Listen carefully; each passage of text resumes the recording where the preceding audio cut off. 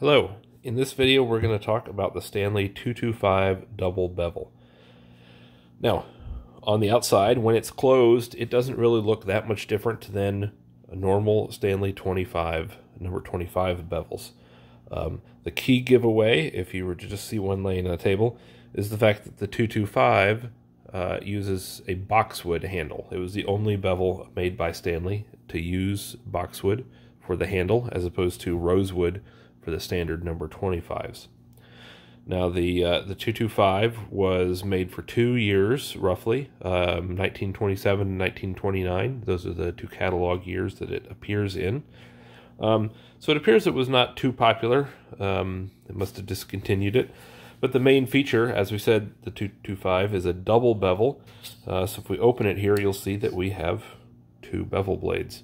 The main blade has a slot. It's exactly the same as a normal 25. It has the Stanley Sweetheart mark on there. And it's 12 inches. All of the 225s were 12 inches. They didn't make any other size. But then there's a secondary blade, which is 6 inches, not slotted. I see it can't move, it can't slide. It can only pivot and rotate here. And on it is stamped number 225-12, once again referring to the length. So that's what makes the 225 special, is the double blade. We can see that the slot in the handle is much wider than on a normal 25 in order to accommodate the dual blades, as well as you can see there's a large washer between the two blades to help them slide easily.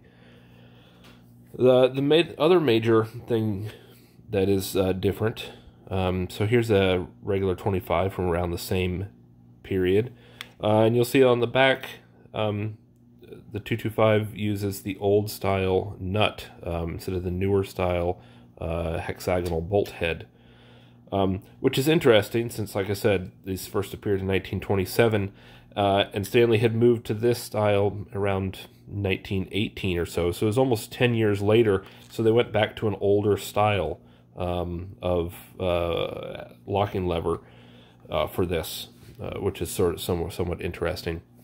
Another thing, you will many times find the a decal on here, and actually on this one you can even see sort of the shadow of where the decal would have been. It's a little lighter circle there in the center.